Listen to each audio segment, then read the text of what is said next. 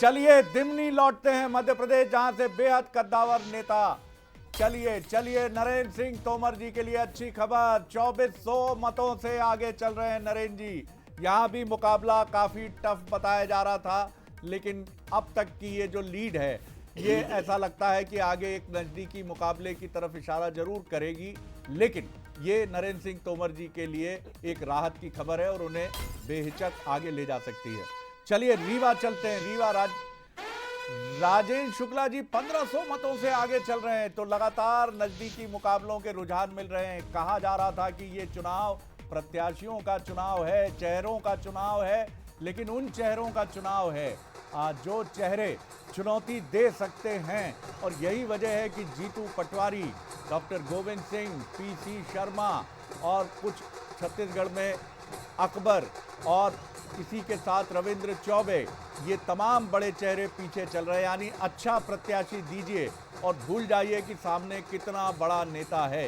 ये चुनाव ये बात बेहिचक एस्टैब्लिश करता है। जयप्रकाश पाराशर जी, और एक बड़ी खबर आपको ये भी बता दें कि ज्योतिरादित्य सिंधिया जी फिर शिवराज जी से मिलने पहुंचे हैं। ये बड़ा अपडेट हम आपको बता रहे हैं। आपको याद होगा कि इसके पहले ग्वालियर में इन दोनों नेताओं के बीच में चर्चा हुई थी, और अब जब सरकार बनने के रुझान बहुत साफ हो रहे हैं, तो शिव ज्योति एक्सप्रेस दौड़ेगी मध्य प्रदेश में। जी हां, ऐसा लगता तो है। एक समय माधव और वोरा जी जब थे, तो ऐसा कहा जाता था कि उनकी एक जुगलबंदी थी, और जब से शिवराज जी और सिंधिया जी की जोड़ी है, तो मध्य प्रदेश में जो पॉलिटिकल इक्वेशंस हैं, अब वो तेज होने लगी हैं। जेपी नड्डा जी के साथ ये दोनों नेता, उनकी वो तस्वीर मैं टीम से गुजारिश करूंगा कि एक बार हम स्क्रीन पर दिखाएं, जो इनके बीच की केमिस्ट्री को भी दिखाती है। और ये एक बार फिर सिंधिया जी का शिवराज जी से मिलना, ये बहुत महत्वपूर्ण है। जयप्रकाश जी, किस तरह से देखते हैं आप ये, मतलब वो तस्वीर भी हम आपको दिखाएंगे जो बहुत कुछ कह रही थी। आपका एक क्विक रिएक्शन जब तक तस्वीर स्क्रीन पर होगी।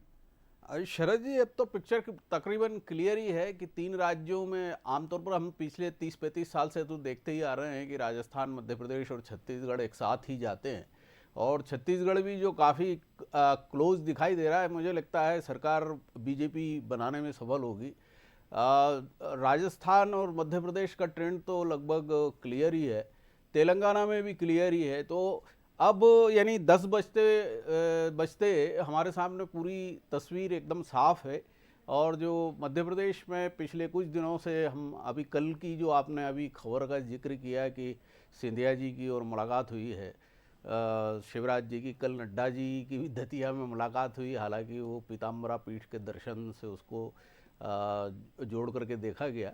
पर मुझे लगता है कि ये पिक्चर एकदम साफ है शरद जी, और इसमें काफ़ी चीज़ें जो है ग्वालियर चंबल में जैसा माना जा रहा था, हालांकि अभी भी जो ट्रेंड है उसमें 13 या 14 सीट का ट्रेंड ही हमें पता चल रहा है।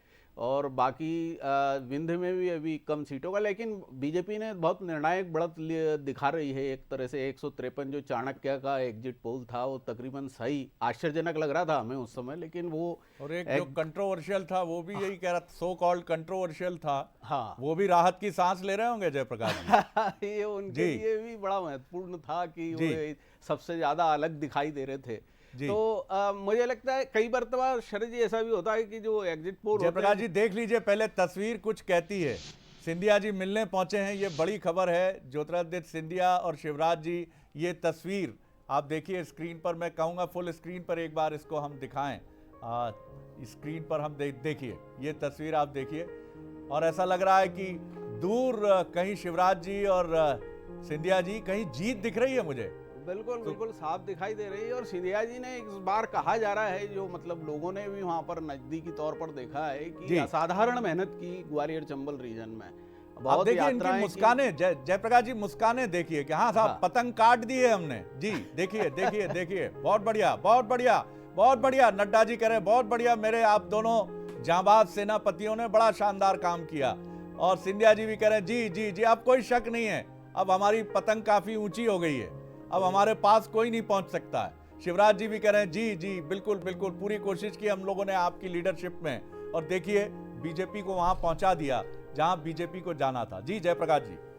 तो ये बिल्कुल इस बार जो सिंधिया जी हैं उन्होंने अपनी पूरी देखा जाए तो रणनीति में भी काफ़ी बदलाव किया। उनकी जो बॉडी लैंग्वेज थी वो बहुत डिफरेंट थी, वो लोगों से काफ़ी करीबी तौर पर मिल रहे थे।